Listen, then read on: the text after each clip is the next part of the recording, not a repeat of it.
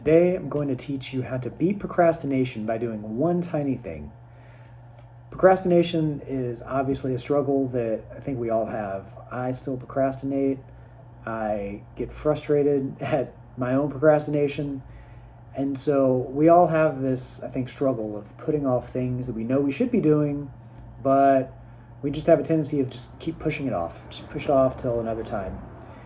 And sometimes it's because the thing that we're trying to do is major. Like, say you're trying to write a book. You told yourself you're going to write a book and you just procrastinate, sitting down, because in your mind you're like, man, I got to sit down for hours and write out a chapter. So you put it off because you're like, I don't have that much time to write a chapter right now. I'll just do it later when I have more time, supposedly. Or, even something small like dishes. You let the dishes pile up in the sink and you're like, well, I really should do the dishes, but I just don't have the time. I don't have the energy. I'm too rushed. So I'm just, I'll put it off. I'll do the dishes tomorrow or something. Then you start throwing more dishes in there and the dishes start getting more piled up. So we all find ourselves in these moments where we're procrastinating, and it always ends up in us having to do more in the end, or being rushed and being super, frustrated and having to try to do it at the last second. So one technique that I use to get past that urge to procrastinate or push things off is just do one tiny thing that gets me toward the end goal. So again, say you're trying to write a book. Instead of saying, I'm going to sit down and write a chapter, which you may or may not do, just say, I'm going to sit down and write one sentence. You're just going to sit down and say, like, oh, I'm going to write one sentence. Once I do that, I can get up and go do whatever I want to. Now, what invariably happens is that you sit down, you've beat that mental block, which is just sitting down. Sitting down is the thing that you didn't do, because you're thinking like, well, I got to sit down for 3 hours, otherwise it's not worth it. So you just never sit down. And then you never actually progress towards the goal of finishing that book. But if you tell yourself, well, okay, well, I'm just going to sit down and write one sentence. I've got time for one sentence. That's only going to take, a minute. Sit down, you write the sentence, then you're like, well, I'm already here. Maybe I'll write a few more sentences. So you end up writing, maybe not write the whole chapter, but you write like maybe half the chapter or something, and you've actually progressed towards the goal of writing the book versus putting it off another day and not making any progress. And again, you could use this with the dishwashing scenario. Instead of saying like, well, I got to finish all the dishes, I got to wash them, I just don't have time to do that, I really don't want to do that right now. Just say, I'm going to wash one dish. I'm just going to go walk to the sink, I'm going to rinse one plate off, put it on the dryer, and then boom, that's all I got to do. Again, you probably will get to the dishes and be like, all right, I did one, let me do another. Next thing you know, you probably finished all the dishes because you got through that roadblock of just not starting. And that's where we always fail, is not starting the thing. So we keep procrastinating, we keep putting it off.